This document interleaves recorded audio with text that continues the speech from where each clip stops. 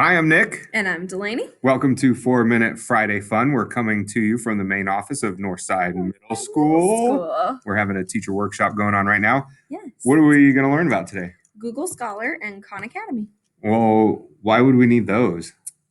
Good question. Google Scholar. We need to have good sources to use. So is there fake news online? There is fake news. Hold on. What I read on Facebook isn't always real. No, it's not.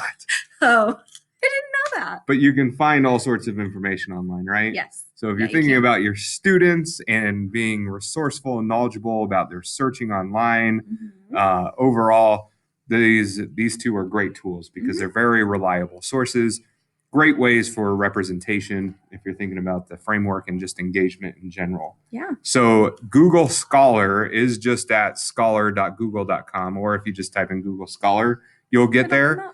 But it's like going to the library and having everything right there. So we are going to search for armadillos. Armadillos. Shout out to Bill. But armadillo. So then what you get is really articles and books and anything really that is a reliable source over armadillos. And you can add it to your library even. So some cool things about it is that you can custom range your dates. So this one. So if we wanted it to be within the last 2 years, make sure it's relevant. So that one's 97. That one's 91. There's not a lot of new research let's on try armadillos. 2014. Interesting. Armadillos, and again, there's going to be a lot. So there's 15,000 results on armadillos. The other thing you can do is look at here and go to an advanced search. And then you could do exactly what you're looking for. Yeah, you can look by authors, by publishers. So if there's a specific magazine article you're looking through, for Google Scholar has basically relationships or partnerships with all of these different types of companies that you can basically get all sorts of reliable information from, which is nice. Yeah.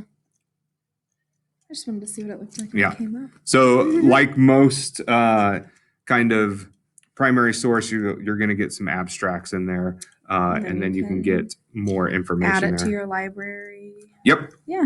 Very cool. So that is Google Scholar in a nutshell. Again, great source for reliable information for students. Yes. And then the other one is Khan Academy. So Khan Academy is kind of nice. You can sign up a class. And it can give you a code for students to add. So I don't have any students added in ours, but yes. And then we can search for things like armadillos. Did I spell that right? I think so. And there's probably not a whole lot. Modern armadillo. Where's that? Right Yes. Here. Yeah. So then this one is an article, but they have videos, they have lessons that you can go through. And then when you click on them, you can assign them to your class. Now, I don't have any students on there, but you can. This one is a step-by-step kind of pathway for students to go through and learn and look at different things. And it obviously gives good resources there. If you're a high school teacher, you could email it to your students even. That is very nice. So Khan Academy is all subjects. It even has some wonderful math resources.